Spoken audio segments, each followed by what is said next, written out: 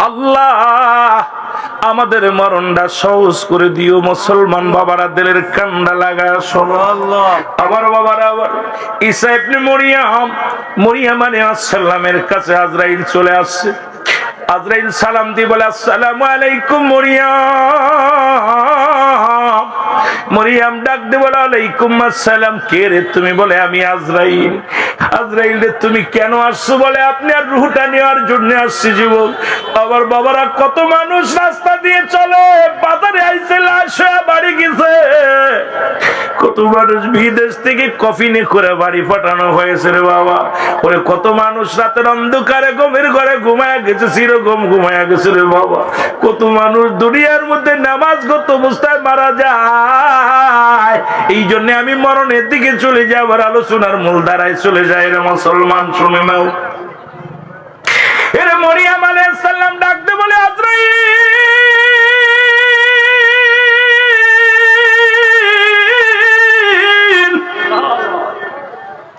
আমাকে একটু সুযোগ দাও। আমার কলিজার টুকরা সন্তান গেছে বাজারে, আমার সন্তান যখন ফিরে আসবে আজরাইল তখন আমারে নিও। কারণ আমার ঈসা নবী বাবার আদর পায় নাই। আমার ঈসারে আমি বাবা মায়ের আদর দিয়ে মানুষ করেছি। এর একটু সুযোগ দাও, আমি তারে দুইটা কথা বলে যাব। এর আজরাইল কয়, মারিয়াম তোর আমার সুযোগ দেওয়া সম্ভব নয়, আমি তোমাকে সময় দিতে পারবো না। বলে, তাহলে আমাকে নিয়ে যাও। সঙ্গে সঙ্গে ঈসা আলাইহিস সালামের মা মারিয়াম আলাইহিস সালাম দুনিয়া থেকে বিদায় হয়ে গেল। ঈসা নবী বাড়ি আসলেন। বাড়ি এসে দেখে মা ঘরের ভিতরে ঘুমায় আছে। ডাক দিলেন না। চিন্তা করে, মা তো বাড়ি আসলে ঘুমাইতো না, আজকে মা কেমনে ঘুমাইলো? এর মাকে ডাক দে, বলে, মা মা গো,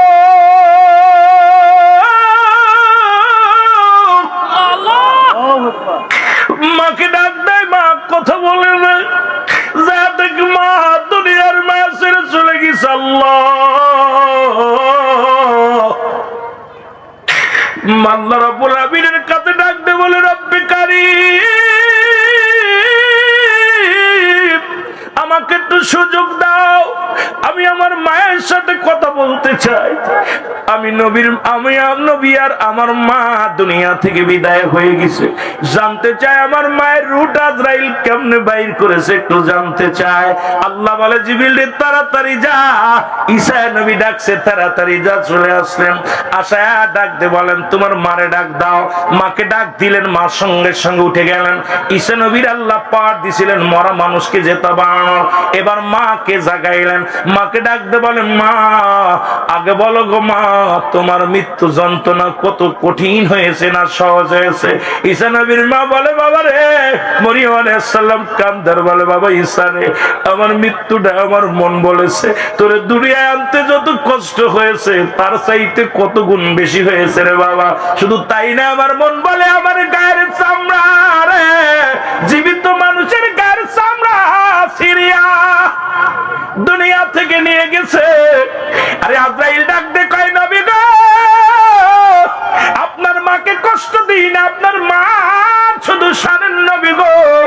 আমি আজরাইল সবার জান কবজ করতে দুনিয়া আসি না, একমাত্র ঈমানদারের জান, যাদের জন্য আল্লাহ প্রস্তুতি করে রাখছে একটা জান্নাত।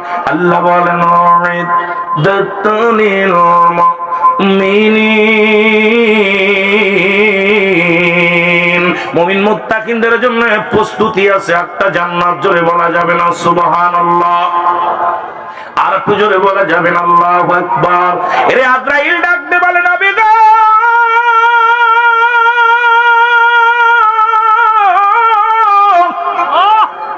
আমি এত বড় দানব, আসমানে আমার মাথা, জমিনে আমার পা।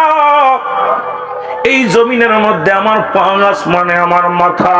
এই দুনিয়ার সমস্ত পানি যদি আমার মাথায় ঢেলে দেওয়া হয়, একটু পানি জমিনের মধ্যে গড়াইয়া পড়বে না। নবী গো, আপনার মায়ের রূহটা নিয়েছি। মায়ের বুকে দুধ খাইতে খাইতে সন্তান যেমনি ঘুমায়া যায়, কারণ ইমানদারের মৃত্যু হয় আটা গোলাইয়া খামির বানাইয়া, এর মধ্যে যদি একটা চুল পড়ে, এই চুলটা যদি টান দিয়ে বাইর করা হয়, যেমন খামিরে টের পায় না, অনাসে বাইর হয়ে হয়ে যায়। ইমানদারের মৃত্যুটা এমনি হয় রে মুসলমান। আর ইমানদারের মৃত্যু হয় গলা দিয়ে, গলা থেকে শুরু করে, হয় কান দিয়ে নাই, নাক দিয়ে নাই, চোখ দিয়া মুসলমান।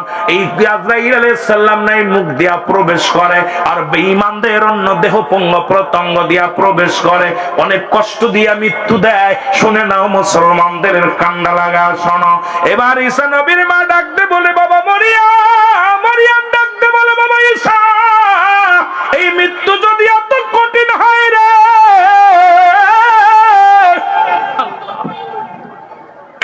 এই মৃত্যু যদি এত কঠিন হয় আল্লাহ, আরে আমরা কত মানুষের গোসল করাইলাম,